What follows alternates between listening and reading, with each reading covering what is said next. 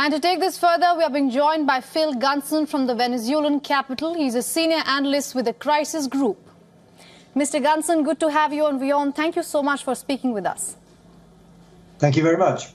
You know, ahead of elections, we spoke to a few people from Venezuela and they spoke about this sense of democratic joy on the streets of Caracas. I want to ask you what's happening today. Well, it's very quiet today. The government side, as far as I can tell, doesn't appear to be demonstrating their joy on the streets. And certainly the opposition side is stunned and sad and frustrated because this has really been an enormous struggle for them to get this far. As you mentioned, the conditions for this election have been very far from free and fair. They overcame all the obstacles to obtain what appears to have been an absolutely massive victory, only to see the government overturn it. Right. And if we speak about Gonzalez, much like Gonzalez, the last elections in Venezuela brought Juan Guaido to the forefront. Many at the time thought that he was the only leader who could actually unseat Nicolas Maduro. Last we checked, he was forced out of the country and now he sits in Miami, Florida in the United States. I want to ask you, Mr. Gunson, since I have seen your work and I know that you have followed Guaido throughout the years, do you fear for the opposition leaders this time? Well, it's been very difficult to maintain any kind of consistent leadership in the opposition, in the face of what has been an increasingly authoritarian regime. It's obviously very difficult to combat them. You don't know whether to do it through elections, through demonstrations on the streets, through, foreign intervention. And all these things have been tried by the opposition. It's never been easy for any single leader or any group of leaders to remain at the top for very long. Now, Maria Corina Machado, whom you mentioned in the report, is extremely popular right now.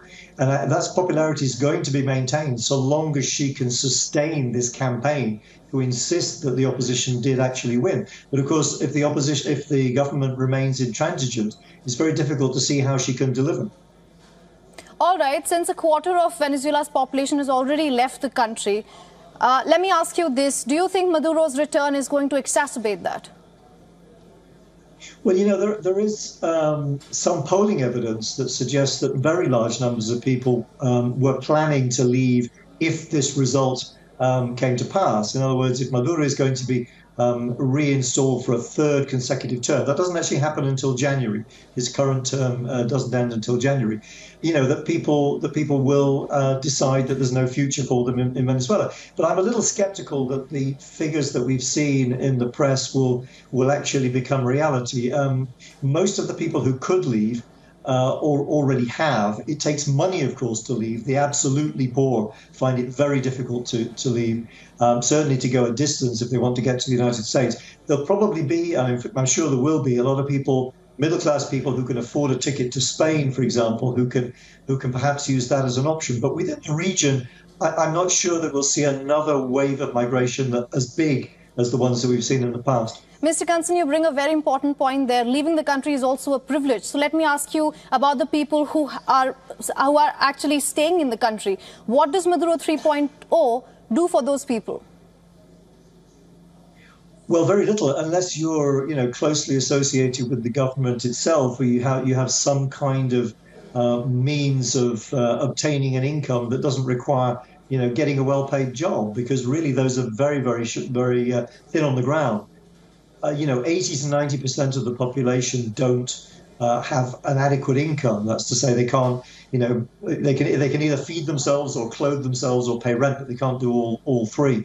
And a lot of people, very large numbers of people, are facing severe food insecurity. And unfortunately, with another Maduro term, with a failure to resolve the issue, for example, of US sanctions, and obviously a government that has produced economic ruin up to now, there's really no prospect of an improvement in an economy which has shrunk since Maduro came to power by 75 to 80%.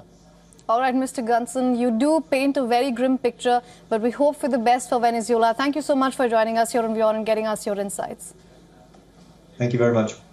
For all the latest news, download the WION app and subscribe to our YouTube channel.